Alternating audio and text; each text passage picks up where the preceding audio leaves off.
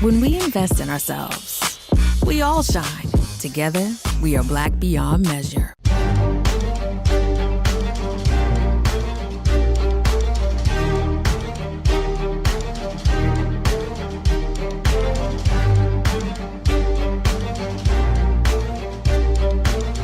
Welcome to the Black Table, an hour devoted to exploring ideas and subjects of special importance to African people and to others, fighting to build a better society. I'm your host, as always, Greg Carr, here on the Black Star Network. And welcome back to those who are returners, and welcome to new viewers. We've been building every week, and we've been at this for some time now. And as always, we are joined by a guest, at least one guest. And this week, we've got some exciting conversation to be had about the nature, the history, the arc, the future of this country called United States of America. And we have invited to the Black Table a man who has written a very important work entitled Break It Up, Secession, Division, and the Secret History of America's Imperfect Union. His name is Richard Kreitner. He is a son of Queens, one of the birthplaces of hip hop.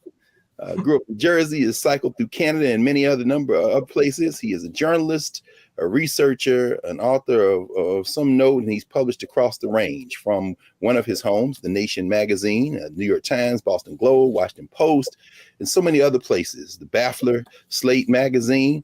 And as I said, Break It Up is what we're going to discuss today with our guest, Richard Kreitner. Welcome to the table, Richard.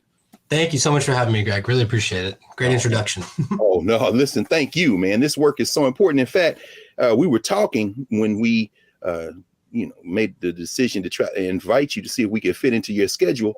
And one of the things I was concerned about was that the dance card would be full. I mean, the way you lay this thing out, man, I suppose we had a little thing called COVID-19 to intervene between when the book came out and now.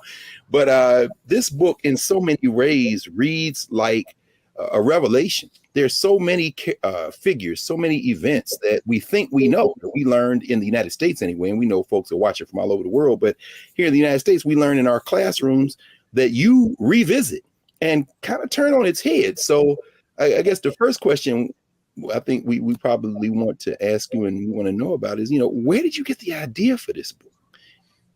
Yeah. Thank you again for the really kind words. I really appreciate it.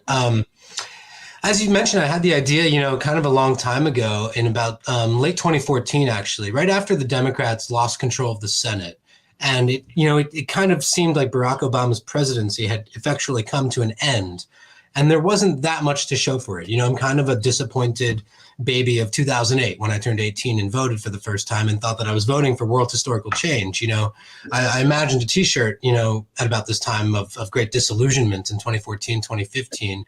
I voted for world historical change and all I got was Mitt Romney's healthcare plan, and it seemed to me like the kind of constitutional structures of our country were the problem, the undemocratic nature of the Senate, partisan gerrymandering, a Supreme Court that had been, shaped by presidents who hadn't won the Electoral College. And that problem obviously got much, much worse.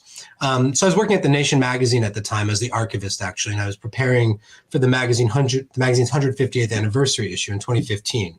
It was founded in 1865 by abolitionists as, to sort of plot a path forward for the movement against slavery in the age of emancipation. And based on that, I was reading through the archives. I was commenting on an article about the Constitution and the progressive view of the Constitution from the early 20th century. And that reading in the Constitution and the Civil War period especially kind of got me thinking about the nature of the Union. And I just had this thought, like maybe this is the problem. Maybe arguing over everything in Washington, D.C. in one place is the problem with our country. And maybe it's ungovernable and maybe better if we broke it up. And I wasn't really prepared to write a manifesto arguing that point. I'm still really not prepared. I'm very ambivalent, go back and forth every day. But what I wanted to know was, what was the history of this idea? Of course, I knew about the Confederates. I knew that plenty of people with whom I, stridently disagreed had the idea of secession and disunion. But had anybody with whom I did agree had the idea? And I wanted to just go back through history to see if that was the case. Very quickly, I discovered that it was. The abolitionists are kind of the heroes of the book, really, are these people who argued that the North should secede from the Union. This is in the decades before the Civil War, to protest slavery, and not merely to protest it, to clean their conscience, as some historians have argued, but to fundamentally undermine the institution and deprive it of vital support, and in that way end slavery without, a civil war and all the bitterness and unresolved tensions and whatnot that would entail. So that was like a great big discovery on my part. I hadn't been taught that in school, the South are the secessionists in the way that we all learn about it. That's right. And I was intrigued, and so then I went back to the very beginning of U.S. history, and I wanted to trace the idea across all lines of division, race, class, geography. And what I found was that it had always been there. It had been there from before the Union was formed in the first place. And it had continued even after the Civil War, even though people didn't recognize it. And I just, a lot of writers, I think, say this, I wrote the book that I wanted to read, but it didn't exist yet. And it seemed like the kind of history that we needed for the moment that I thought was coming in American politics, where it would be revived. I didn't foresee Trump or anything, but I could see that our divisions weren't going anywhere. Our political system was so ossified and incapable of rising to the occasion that I just figured this idea was going to come back, and we would need to know the history in order to know what we thought of it going forward.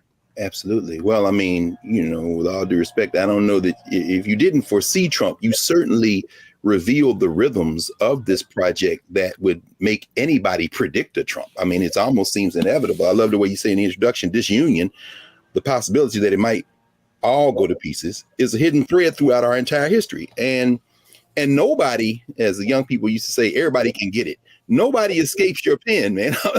I'm thinking in particular about, and we'll talk about this later on when you get to the fourth movement of the kind of four movement piece you map out. When you talk about the Republic of New Africa, I know a lot of those cats and knew a lot of them, Mario Bedelli and Chokwe Lumumba.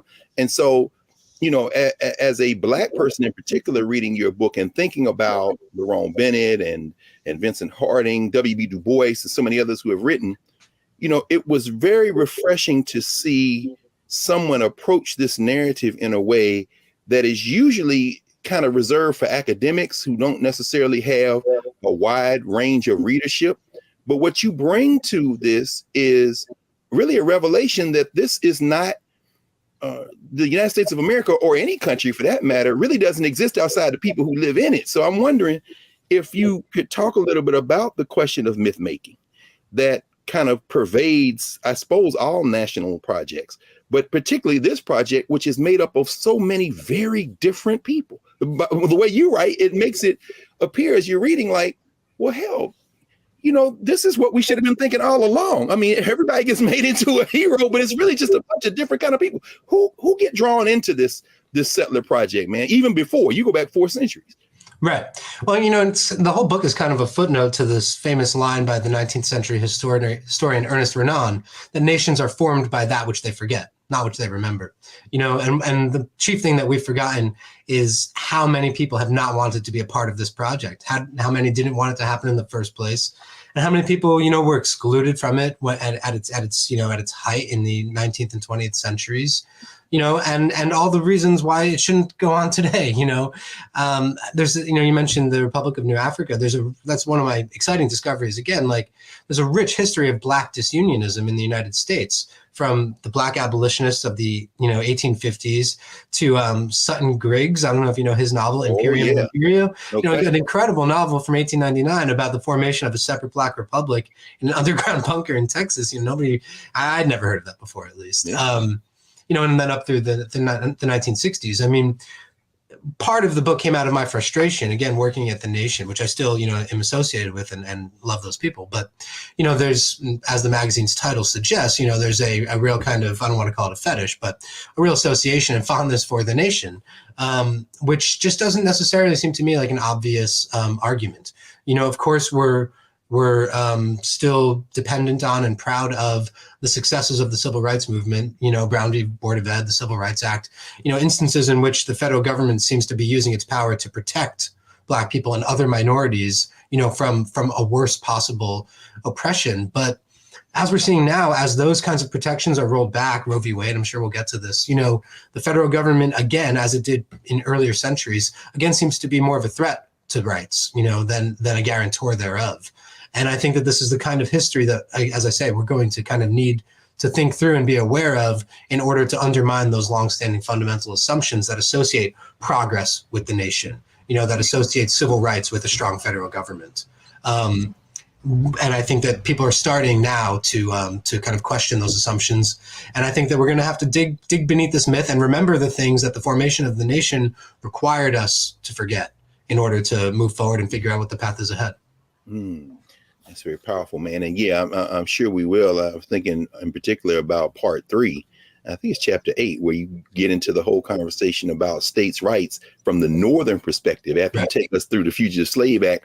And I'm thinking, oh, yeah, I know Richard going to have to talk about Roe, because it's almost like we get a preview of what is already beginning to emerge in the wake of the Dobbs decision. So, in fact, let's preview, and in a moment we'll take a pause, but let's preview this. You parcel this out into 4 parts. As you say, starting before there is a United States with that part 1, a vast unwieldy nation. And then in part 2, you cluster chapters around this question of irreconcilable differences, kind of leading us through the fear of coming apart that comes in the wake of creating the state. And then part 3, the earthquake comes. So, this is the part that some of us think we learned. Of course, I'm from Tennessee, so it was the war between the states down there, Northern aggression, so to speak. And then, of course, finally, the return of the repressed, which is fascinating. You bring us right up to today. How did you conceive this kind of 4-part movement that, in some ways, I think you characterized it very early on in the book as almost like a battle of metaphors, I think is the phrase you use. Well, we often think about the Union in terms of metaphors. The American experiment, it must go on. The Union as a marriage is kind of an obvious one that people kind of always return to. But I want to show the way in which these metaphors kind of undermine the arguments. An experiment can fail, a marriage can break up, and there was always that possibility embedded in the very beginning. So that's kind of what I wanted to show. They also reflect different ways that people at the time actually used of speaking about the Union. So the earthquake metaphor, the volcano metaphor, I start with Walt Whitman on page 1. The Civil War as a volcanic upheaval of the nation. Similar to what I think we experienced in 2016 and perhaps even more in 2020. So that was just a useful way to organize the book. And it reflects, the way people talked about it at the time. The Enlightenment's association with science leads me to start with it, the Union as an experiment. Kind of an alchemical reaction that they hoped would create something golden, I suppose. Just one thought I just had about, you mentioned the War of Northern Aggression, and how in the 1850s I'm talking about the approach to the Civil War as a fight over states' rights, but it's the states' rights of the North. I actually do see it as a war of Northern aggression, and I see that as a good thing. Is one of the ways I'm trying to turn things on its head. It is indeed the case that the war was precipitated by the rising tide of abolitionism in the North. Where I differ from early lost cause historians, for instance, is that I see that as a good thing, indeed a very good thing, and a model for us to follow today. And without that, the Union would have indeed gone on and survived and never broken up. So the entire project I'm trying to show is the Union breaking up is not necessarily something to rue. It's not something to lament, because in that instance, it was absolutely necessary to end slavery. And today, perhaps it is also necessary to end the manifold injustices that we're finding a very hard time, getting rid of, and all the different things that we need to do as a society, on climate change, on reproductive rights, on racial justice, economic inequality, on everything. It seems to me that our totally gridlocked and stalemated and really rigged political system is what's stopping us from making progress on those fronts. So the whole book came from a supposition that maybe, as in the 1850s, it is necessary to break it apart in order to make progress on that front. So perhaps what we need is another, not a war of Northern aggression, but the Northerners of today, those who are interested in equal rights and emancipation in the broadest sense, maybe do need to be a bit more aggressive. And even if it triggers a backlash, in order to make progress on those fronts. Just a little footnote on the war of Northern aggression, idea. I completely accept that, and I think it's a good thing. No question. I mean, anybody digging through the archives of the nation and in Comrades In, of course, you write about William Lloyd Garrison and the Abolitionists. I forget, was it Garrison that said, if they want to leave, let them leave and put not a straw in their way. So I was like, I was reading that and started laughing.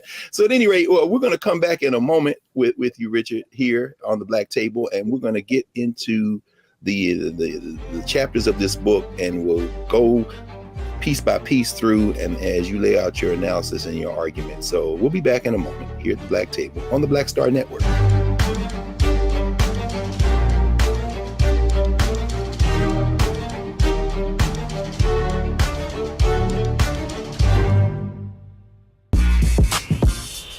When we invest in ourselves, our glow, our vision, our vibe, we all shine. Together, we are black beyond measure. Over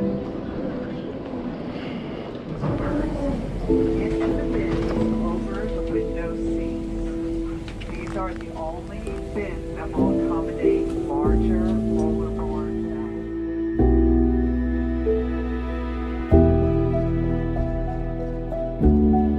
They put 10 in here? 10, and you don't come out till you die. And you eat him, you eat 10. Oh my God. So what?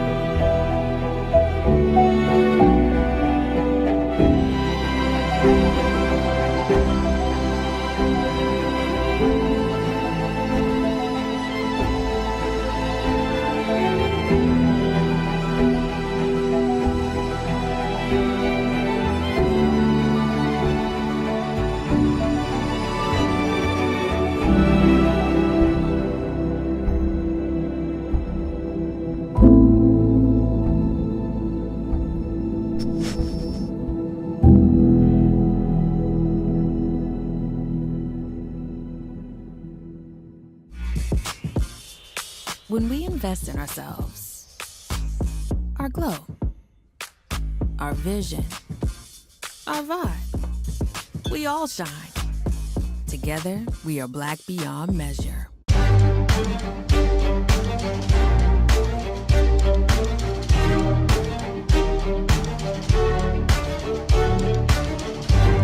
Back at the Black Table with Greg Carr here at the Black Star Network, and we're joined today by Richard Kreitner, author of Break It Up, Secession, Division, and the Secret History of America's Imperfect Union.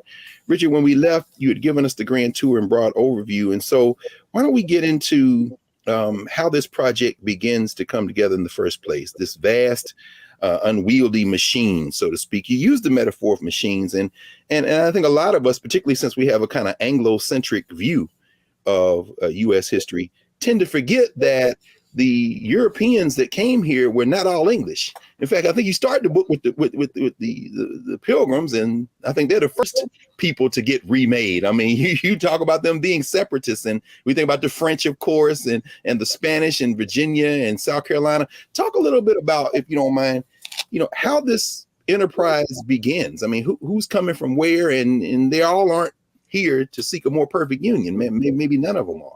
Sure, but I'm trying to write a subversive book about American history, so it seems counterproductive to begin with the Pilgrims, the most boring, banal, starting point for any American history. But that was precisely my point, was to show that even this very familiar origin point should be seen from a different angle. I start by saying that they didn't call themselves Pilgrims at the time. They never used the word. They called themselves separatists, because they were trying to separate from the Church of England, trying to secede. That's what made them, outlaws, basically, and why they fled first to the Netherlands and then to America. And then once they land here, there's this separatism kind of in their, I hate the metaphor, but in their DNA, effectively, so that their settlements immediately start fracturing. That's what it is to be a 17th century New Englander, is to be constantly leaving one settlement because you're dissatisfied and moving on to another. That's how New England is settled. Each town is basically formed in the act of secession from another one in each colony. So these, secession is kind of ingrained in the idea of America in the first place. If you're ever dissatisfied with the existing political, social, religious arrangements and institutions, your first move is going to be to leave and start something new. And I think did you just turn manifest destiny on his head. It just looks like one big wave, but you're saying people are literally trying to get away from other people. Absolutely, until they can't anymore. And that's the 20th century, you know. And then you put up a wall, and then there's the end of the project. No, yeah. Well, there's a great book. I mean, I don't know if you know Greg Grandin, The End of the Myth. Yes, it's kind of similar to mine in that he's relooking at 4 centuries of American history through a totally different lens. It's an amazing book. In any case, you know, basically what I'm doing in that first part is I'm explaining why did it take so long to form a union. You know, it took a century and a half, which is the same time between now and the Civil War, a very long time.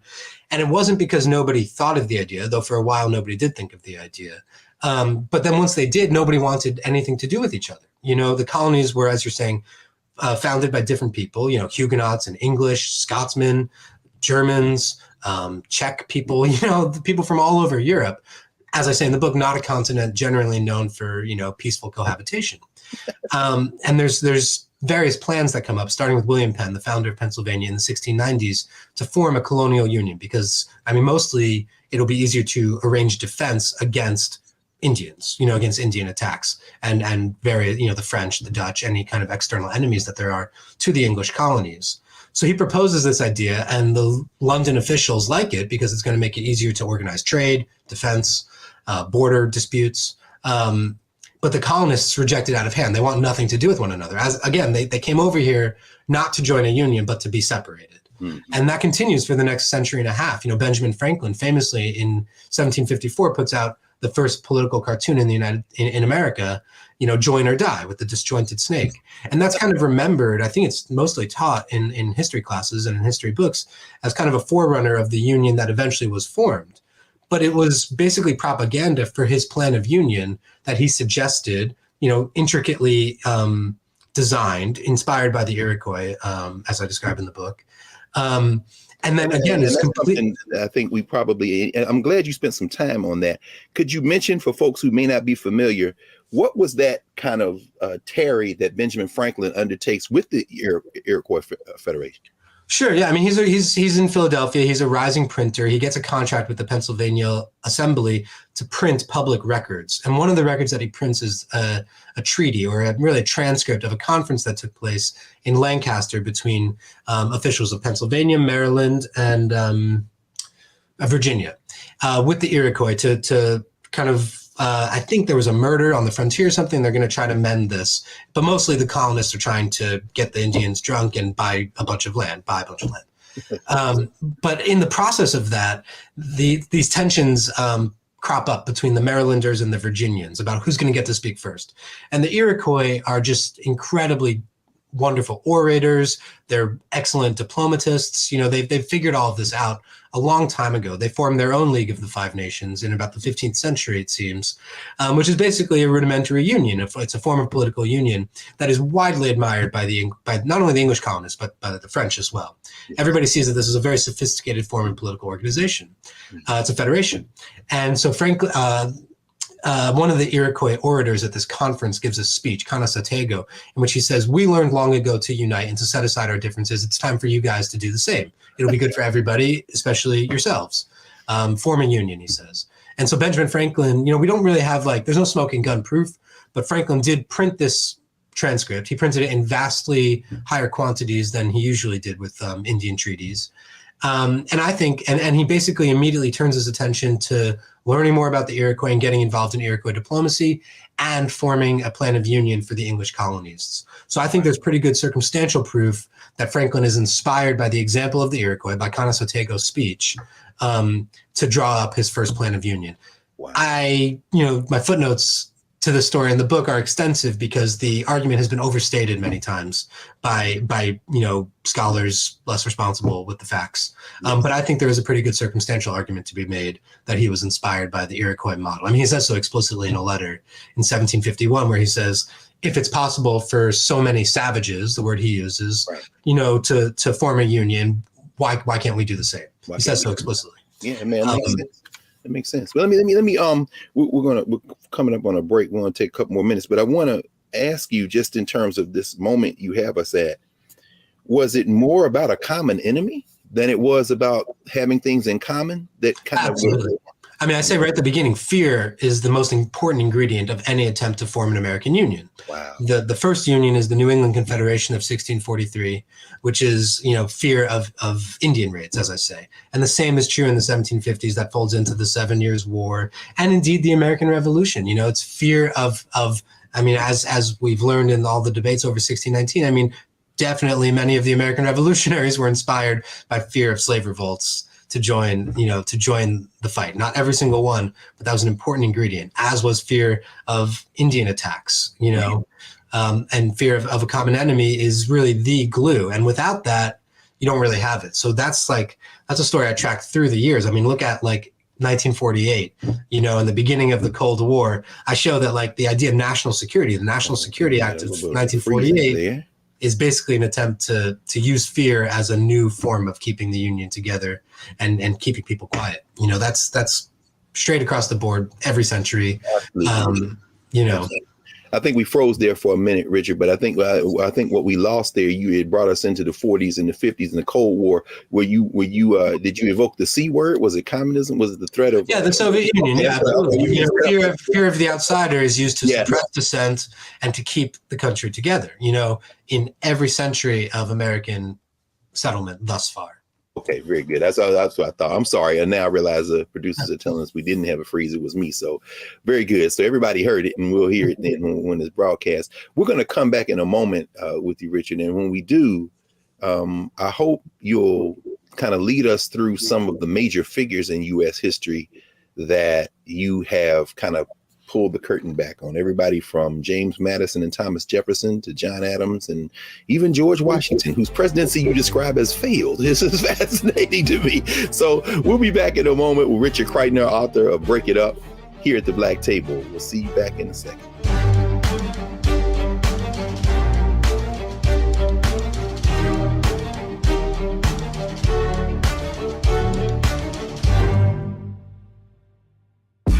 When we invest in ourselves, we're investing in what's next for all of us. Growing, creating, making moves that move us all forward. Together, we are Black beyond measure. When we invest in ourselves, we all shine. Together, we are Black beyond measure.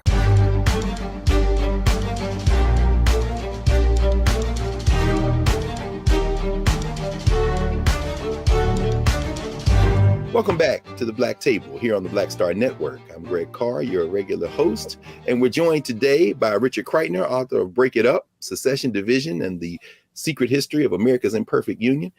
Richard, you raised some very interesting things here in part one, and then we'll get to part two fairly quickly. You're reimagining the founders. Everybody from Aaron Burr, who you said is not going to throw away his shot to secede and go away. James Madison, who doesn't seem particularly satisfied with that bicameral legislature they set up. Even Thomas Jefferson, who himself makes some saber rattling around possible secession. In fact, you talk about Madison having to have a conversation with him. And then George Washington, you say he has a failed presidency. I'm wondering, after there is a United States of America established, they've got to come up with Articles of Confederation. We learned it in school that they were weak, so they created a better document. In fact, almost like demigods created the greatest document in the history of the world. Walk us through some of this moment of founding, if you don't mind. Yeah, sure. There's so much to cover. The Articles of Confederation, one of the most amazing things I found is that it was only ratified, weak as they were. They were too strong for many people, and they were only ratified when the French, who were basically the Americans' military supplier in the Revolution, blackmailed Maryland into ratifying the Articles of Confederation, which Maryland was otherwise not going to do, and said, we're not going to give you military assistance. You're facing invasion from the British. We're not going to help you unless you ratify the Articles of Confederation. And that is the way it happened. Nobody's thought that. The first American Constitution was only ratified. It wouldn't have been otherwise after being blackmailed by a foreign power. Wow. So that's the Articles of Confederation. And, of course, we're all taught it was weak. Who was it weak for? It was weak for the rich. It wasn't strong enough to get them their money. That's a common theme in the text. You talk about these sequential kind of capitulations to the rich being another theme that it threads through the history. That's fascinating. The Constitution, in my mind, and in the mind of many, previous historians, progressive historians, is that the Constitution is basically a counter-revolutionary coup. by the rich and powerful. Carl Becker is the first historian who kind of came up with this.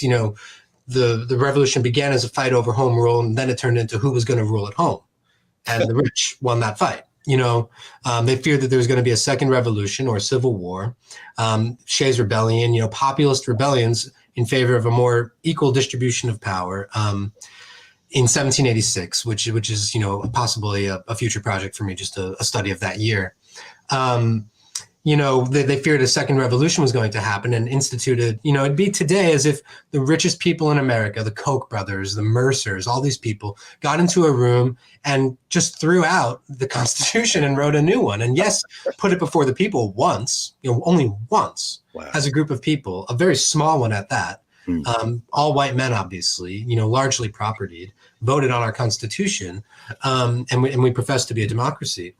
Put it before the people in a vote, but said that only 9 out of 13 states needed to ratify it, not the 13 out of 13 that the Articles of Confederation required. I mean, that's a coup d'etat. If it happened today, that's what we would call it. And then even after that, I'm trying to show, you mentioned Washington's failed presidency.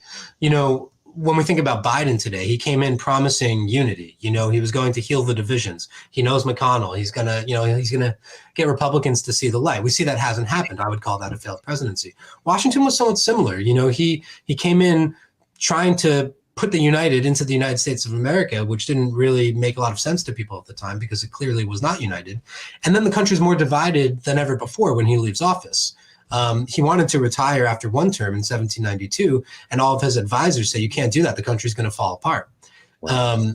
And when he finally does retire, people think it is going to, and it nearly does. You mentioned Thomas Jefferson, the Alien and Sedition Acts, the Virginia and Kentucky resolutions. We're kind of taught these things, but do we really think like that Thomas Jefferson, this like godly figure, obviously he's come down a couple pegs in recent years, but, still like we would associate him, I think, with the maintenance of the American Union, sure. Favored secession, rather than submit to what he saw as an unjust federal law.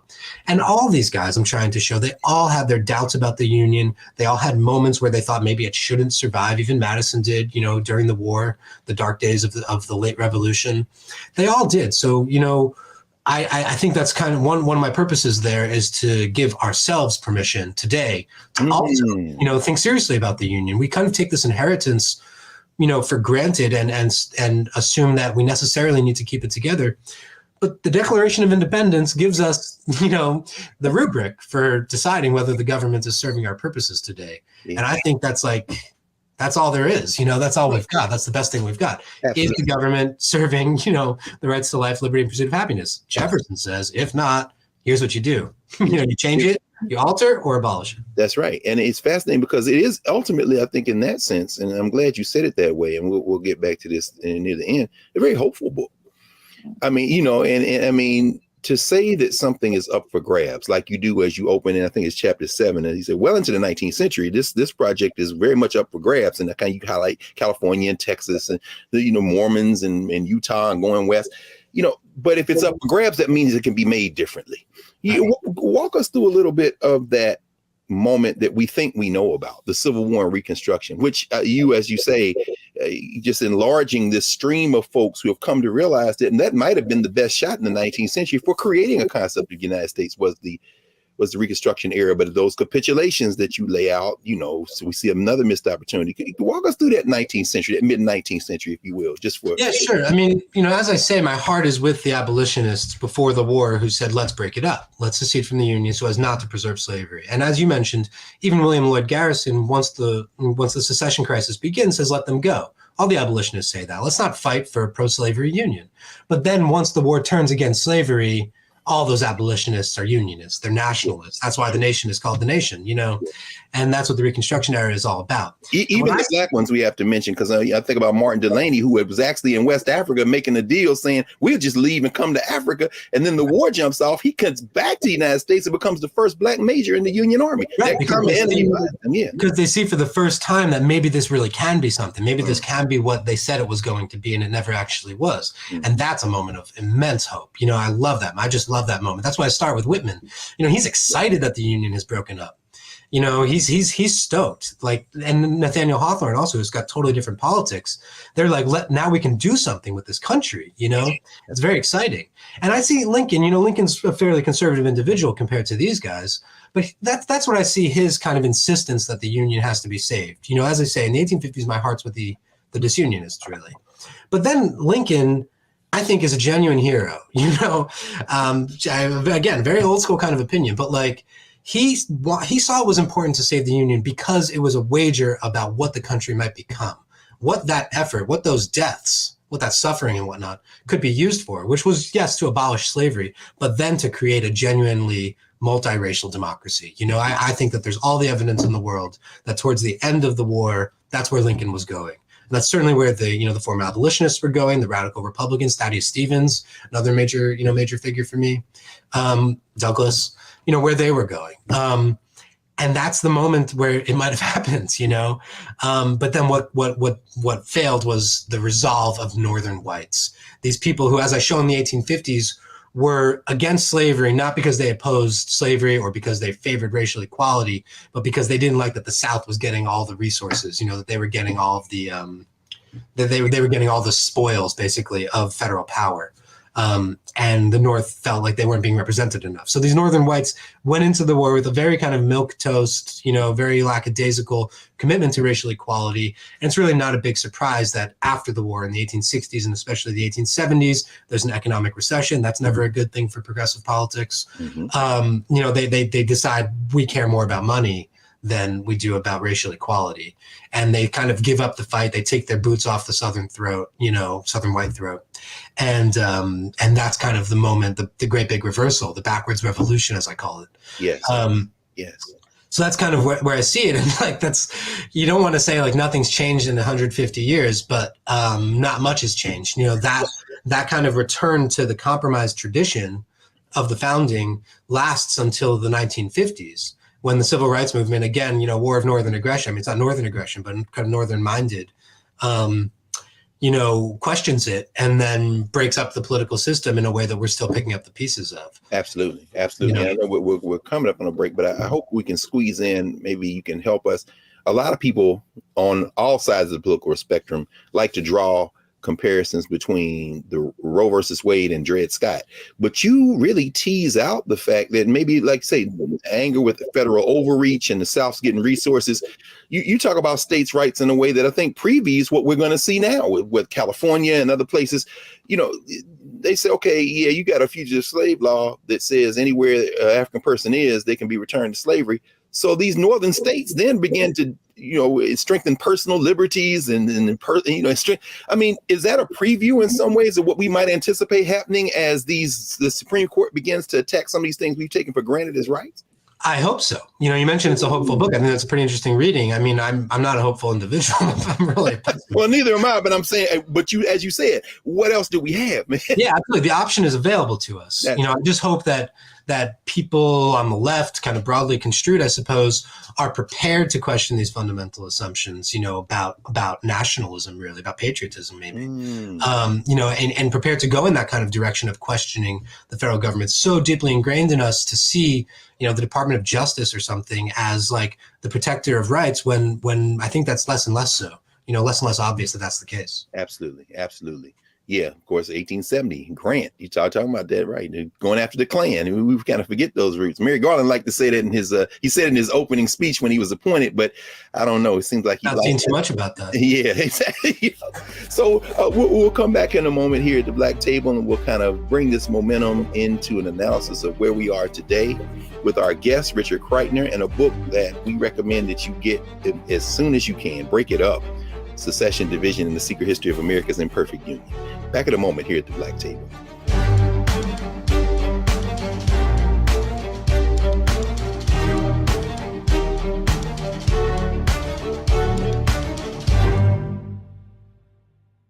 When we invest in ourselves, we all shine.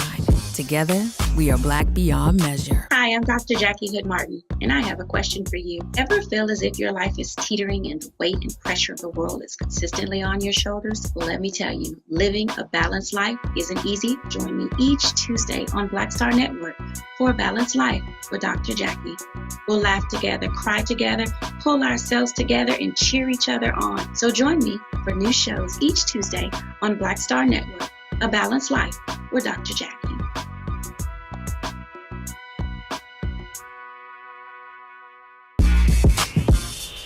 When we invest in ourselves, our glow, our vision, our vibe, we all shine. Together, we are Black beyond measure.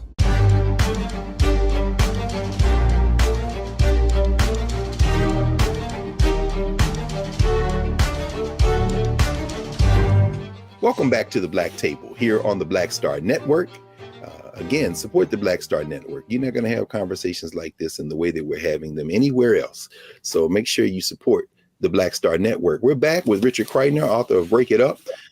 Richard, in parts 3 and 4, you take us through, and you kind of already done this in some ways. You take us through the 19th century and the things we're grappling with here now in the 20th century. You talk about this grammatical shift that happens after the Civil War, but it's the grammatical shift. It isn't a deep substantive shift in terms of how we think about the United States as a nation. And one of the many things you write about in part 4 that I think I found particularly fascinating is all of the folks who live in this country who have this desire to get away from the country in various ways. I mean, when you talk about the Republic of New Africa, you talk about the Puerto Rican independence movement, you talk about a number of different movements that have in their roots things that probably go back as far as the country. I mean, during the Revolutionary War, we know that as many Black folk fought for the British probably as did for the Americans, and more than that ran away. I mean, so when people think about Black folks being patriotic, I always laugh. I'm like, did y'all read the documents? Black people, we're fighting for the thing everybody else is fighting for, which is some room to operate. Could you walk us through what we generally receive in school and in popular culture as the Civil Rights Movement and the wake of the Civil Rights Movement, as America is becoming more and more kind of e pluribus unum? In fact, you invert that phrase. Could you talk a little bit about, how we've gotten to today in terms of this conversation? Yeah, certainly. I mean, the grammatical shift you're talking about from the United States are to the United States is purported to be this kind of, unification that happened after the Civil War. And I show that grammatically, at least, it was part of a larger shift. It had nothing really to do with people's changing conceptions of the Union, to the extent, though, that it is true that the Union was more solid. I mean, there weren't as many secessionist movements after the Civil War as there were previously. That is, again, because of this reversion to the compromise tradition. There were no major challenges to the Union as conceived, which is effectively to serve white supremacy. So who's excluded from this country? I've heard one critique of the book that, for all of those movements, it only broke up the once. It's been a fairly stable country, but on what basis? On the basis of racial exclusion and segregation, before the war and after the war. So that's that kind of explains away the 20th century to me. The first half of it basically is, of course, there's not going to be any kind of major movements because everybody was pretty much, all the whites at least were pretty much agreed about what this country was supposed to be about. And then once that stops is when you get, all the political turmoil, as I say. The challenge for the 20th century, if you're writing a book that argues that secession has always existed in American history, is to show the places where it did crop up, after the Civil War, which is, interesting and significant to me, but not nearly as prominent as Southern, secessionism before the war, or Northern, abolitionist disunionism before the war either. But there's all these very interesting movements, as you mentioned, Puerto Rican independence movement, Chicano separatists, both in the 1910s, aligned with the Mexican Revolution, where there was a plan to take back the Southwest from the United States. That's what the Zimmerman telegram is all about, that the Germans during World War I send to Mexico to say, if you join the war against the United States and we win, we'll give you back the Southwest that America took during the Mexican War. Before you go on, let me just mention and give a nod to the Museum of African American History and Culture here in D.C., because So many people were not aware of that until they put a panel in there on World War I that showed that overture. And I was watching people stunned by that. So they actually made an overture and said, look, we'll give you these states back if you join us. Right. And then the Plan de San Diego, which is this Mexican revolutionaries plan, is not only to form, a state for Mexicans in the Southwest, but also a state for Black people, a separate Black nation in the South. There's going to be this alliance to kind of claw back land from the settler colonial United States. It's very interesting. And the Zimmerman telegram, the interception of it, is actually what gets the United States into World War I and, ends the era of American isolation. So, that shows to me that there's still fear. Yes. There's, again, still fear of American politics as kind of a very major element of what's holding things together and what motivates the federal government to act is fear of disunion. There's still this kind of paranoia that what was cobbled together so haphazardly and held together so difficultly could still fall apart. And that to me explains the 1960s as well. There's all these movements from, the Republic of New Africa that you mentioned to a Chicano separatist movement. There's lesbian separatist movements. There's hippies imagining forming their own underground states of America. Everybody who's anybody is imagining getting away from this kind of horrible behemoth, and starting their own thing. So let me ask you, we won't have a whole lot of time left, so I want to ask you, you probably saw recently in New York Times Magazine, Charles Homan's article on the whole Stop the Steal movement and the American right. One of the elements that seems to want to keep the thing together, albeit on its own terms, is this extreme right kind of white nationalist movement, the Tea Party and everything is going, how ironic is that? I mean, they're not talking about seceding. They say, no, we want to strengthen the Union, but on our terms. How do you read that? And how does that's very similar to the South in the 1850s. As I say, if the North was in favor of states' rights in the 1850s, the South was actually in favor of a more perfect Union on their terms for their purposes. And that's what we see today. I mean, another kind of sub-argument of the book is that nationalism can shade into separatism quite easily if you feel like the nation has been captured by elements that are hostile to your own interests, identity, ideas. That's why the idea of the Confederate flag in the January 6th, kind of insurrection or whatever was not that surprising to me. People were like, how can you be for Make America Great and be in favor of insurrection and be in favor of Confederate? How's that nationalism?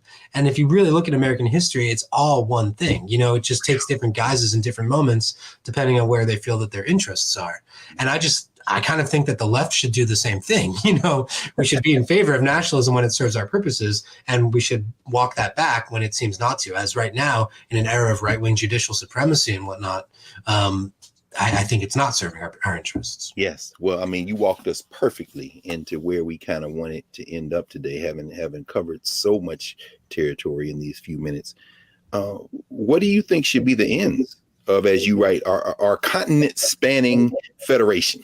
What are the means? I mean, as we sit here entering the third quarter of 2022 with everything that's laid out before us, what are some of the possibilities you imagine in this, Rich? I mean, as we're sitting here, I mean, the one that I would favor is people starting to talk a little more maturely about secession and disunion.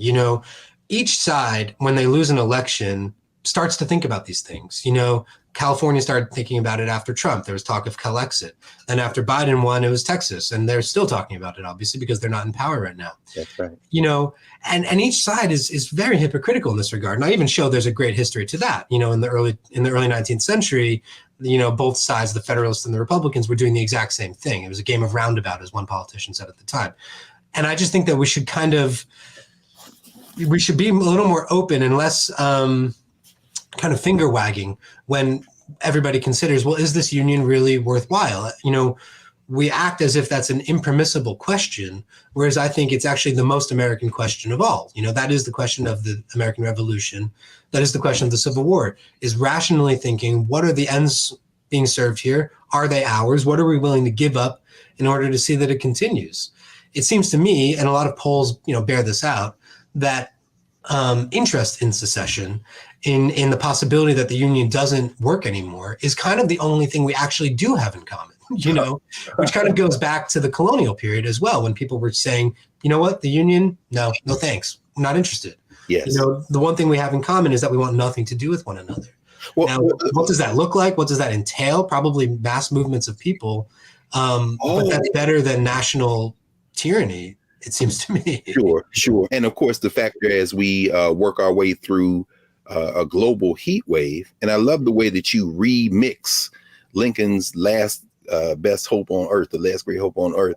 You know, what is at stake? It's beyond just this territory we call United States. We're facing a thing that now we're at an existential crisis. Yeah. Well, we'll talk a little bit about that if you don't mind. I know we only have a couple of minutes, but, you know, you write about that, though.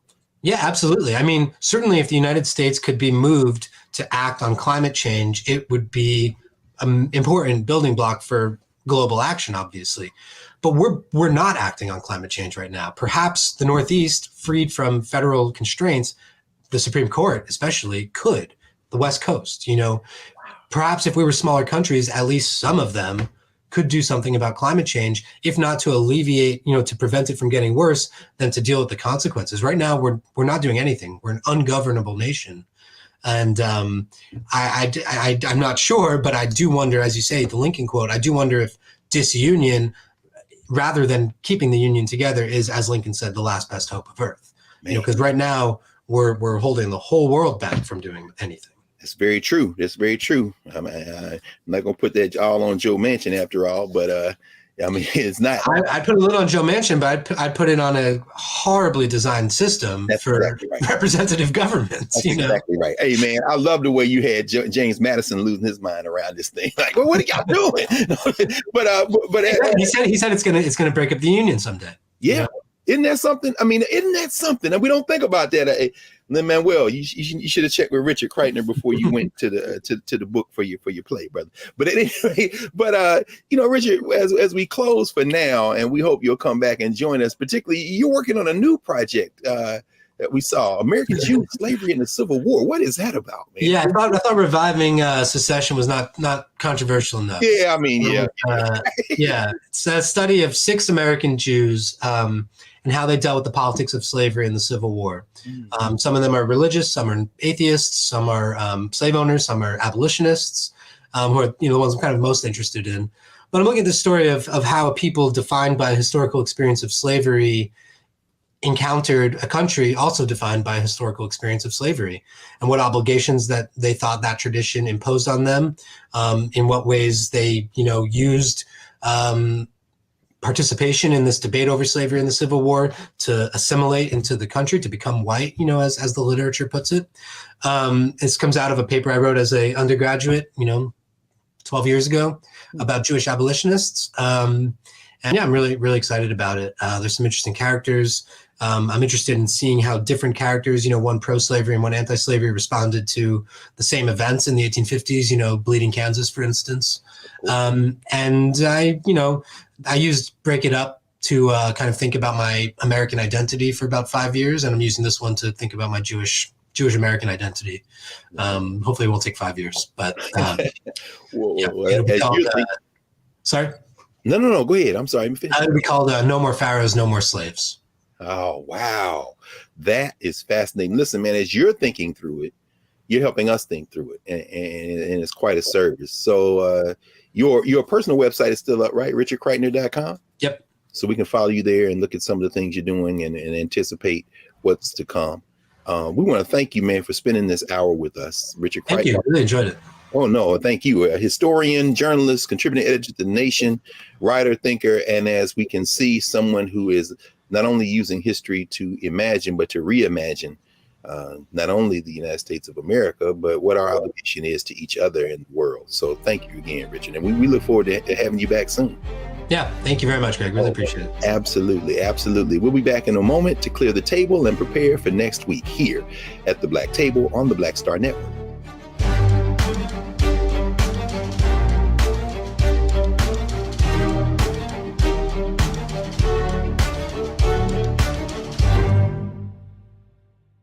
Folks, Black Star Network is here.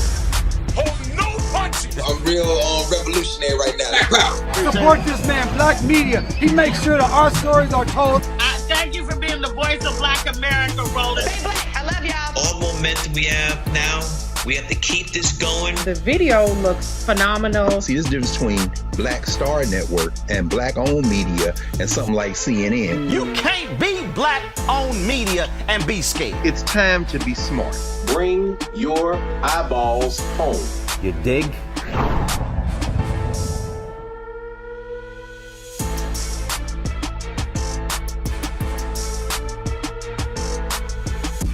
When we invest in ourselves, we're investing in what's next for all of us.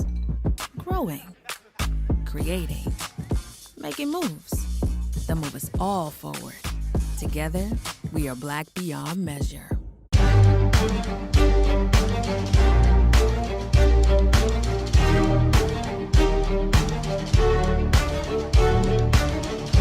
Welcome back to the Black Table. We've enjoyed the past hour with Richard Kreitner, author of Break It Up, which I hope, and we all hope, gives you a new foundation, certainly a spark to rethink this thing we call United States of America and our responsibility to each other in the world. And in that vein, we evoke a previous generation's writer, thinker, scholar, who was friends with, among others, Oswald Garrison Villard, one of the founders of the NAACP, the grandson of William Lloyd Garrison, and we're thinking none other of W.E.B. Du Bois, who wrote his doctoral dissertation at Harvard University on the suppression of the African slave trade to the United States of America. And in fact, that became his first published book, the first book in the Harvard Historical Studies series. And he ends that book. In fact, the last paragraph of the book goes as follows. It behooves the United States, therefore, in the interest of both scientific truth and future social reform, to carefully study such chapters of her history as that of the suppression of the slave trade. The most obvious question which this study suggests is, how far in a state can a recognized moral wrong safely be compromised? And although this chapter of history can give us no definite answer suited to the ever-varying aspects of political life, yet it would seem to warn any nation from allowing, through careless and moral cowardice, any social evil to grow. No persons would have seen the Civil War with more surprise and horror than the revolutionists of 1776. Yet, from this small and apparently dying institution of their day arose the walled and castled slave power. Du Bois ends the book by saying, from this we may conclude that it behooves nations, as well as men, and I would add women, people, to do things at the very moment when they ought to be done. That's W.B. Du Bois from 1896, and from 2020's book, Break It Up, Richard Kreitner gives us a very similar message. We have to do better. This species doesn't have to be here. Join us next week here at the Black Table on the Black Star Network, and please support the Black Star Network as we continue in this work to help build a better future, a better society for us all. See you next week.